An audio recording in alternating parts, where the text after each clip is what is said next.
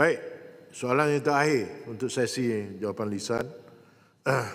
Dipersilakan Tuan Haji Aminul Huda bin Hassan Yang Berhormat Seri Gading. Terima kasih Datuk Speaker. Soalan nombor 9. Silakan Menteri di Jabatan Perdana Menteri. Terima kasih Yang Berhormat Seri Gading. Tuan Yang di-Pertua, Kerajaan Madani sentiasa komited dalam memperkukuhkan pendidikan awam, dakwah digital dan literasi agama bagi memastikan institusi mufti kekal sebagai rujukan utama umat Islam, sekaligus membendung pengaruh ekstremisme, radikalisme dan penyelewengan ideologi.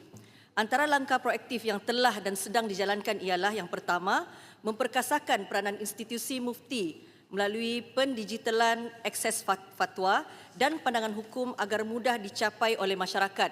Contohnya, aplikasi Mufti Care yang boleh didapati di Google Play Store, Huawei App Gallery dan Apple Play Store. Yang kedua, memperluas pendidikan literasi agama dan kefahaman Islam, berteraskan pendekatan yang wasatiyah dan santai. Antara program baharu yang telah dirancang ialah podcast Jabatan Mufti Wilayah Persekutuan, Kapsul Hukum yang ini ialah siri pencerahan soalan-soalan agama Islam yang ringkas dan seterusnya kelas bacaan kitab secara online. Kemudian langkah proaktif ketiga, memperhebatkan dakwah berautoriti dengan memperkukuh platform rasmi sama ada secara digital maupun secara bersemuka. Sebagai contoh, yang pertama, laman sesawang Jabatan Mufti Wilayah Persekutuan yang mana isu-isu tular juga menjadi keutamaan dan dijelaskan secara berautoriti melalui ruangan tinta mufti, bayan linnas dan irsyad hukum bagi memastikan masyarakat mendapat penjelasan hukum yang tepat dan tidak terpengaruh dengan naratif yang tidak sahih. Untuk makluman ahli yang berhormat, purata capaian bulanan laman sesawang ini adalah antara sekitar 1.2 juta sehingga 1.4 juta pengunjung. Untuk contoh kedua, dakwah secara berautoriti ini, laman Facebook Pejabat Mufti Wilayah Persekutuan yang mempunyai lebih 500,000 pengikut dan aktif menyalurkan kandungan dakwah, penjelasan hukum serta kupasan isu semasa secara konsisten. Yang ketiga, program Temu Mesra Mufti iaitu program penganjuran secara berkala, program bual bicara mufti di masjid-masjid terpilih di sekitar wilayah persekutuan. Yang keempat, klinik hukum yang mana konsepnya berteraskan soal jawab agama bersama pegawai-pegawai hukum syarak iaitu pegawai penyelidik di Jabatan Mufti Wilayah Persekutuan.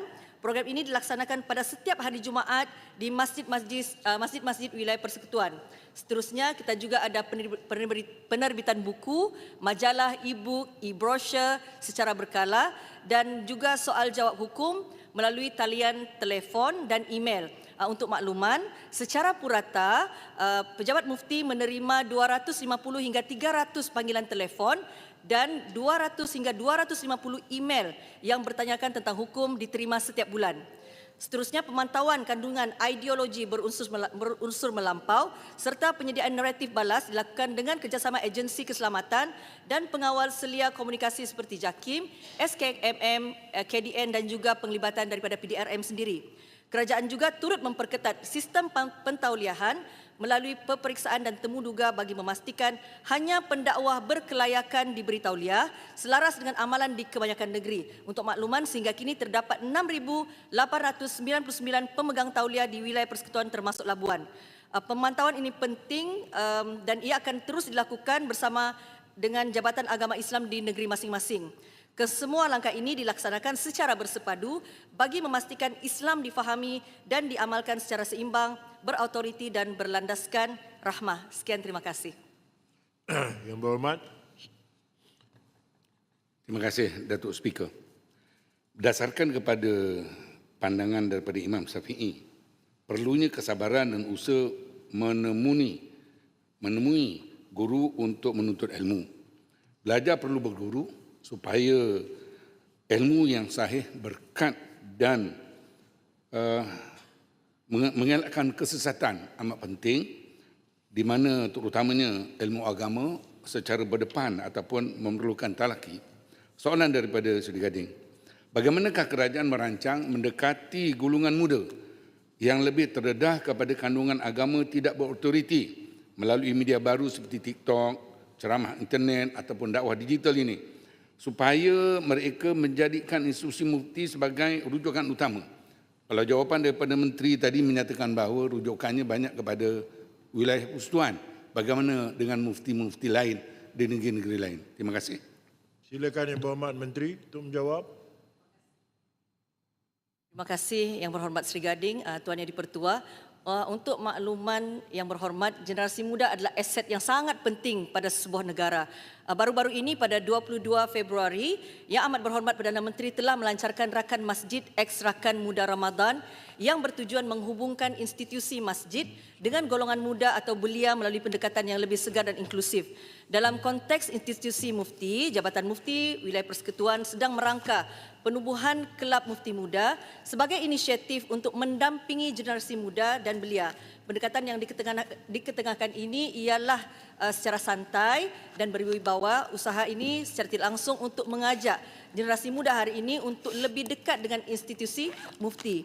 Jabatan Mufti juga telah merancang untuk tampil dengan satu projek animasi sebagai satu platform dakwah yang santai dan kreatif dalam mendekati golongan kanak-kanak. Inisiatif ini dilihat sebagai salah satu segmen penting dalam pendidikan agama agar kefahaman hukum-hukum dapat didekatkan dengan kehidupan seharian melalui pendekatan yang lebih interaktif dan mesra generasi muda. Melalui pendekatan visual, kreatif dan medium animasi ini, penyampaian kefahaman hukum-hukum yang bersifat kompleks dapat disampaikan dengan lebih mudah, menarik dan berkesan selaras dengan tuntutan dakwah semasa. Berkaitan dengan institusi mufti di negeri-negeri lain, kita bekerjasama baik dan setiap negeri mempunyai bidang kuasa masing-masing dan mempunyai cara tersendiri untuk memastikan institusi mufti menjadi sumber utama rujukan dan bukannya sumber kedua dan seterusnya. Sekian, terima kasih. Kubang Korean. Terima kasih atas jawapan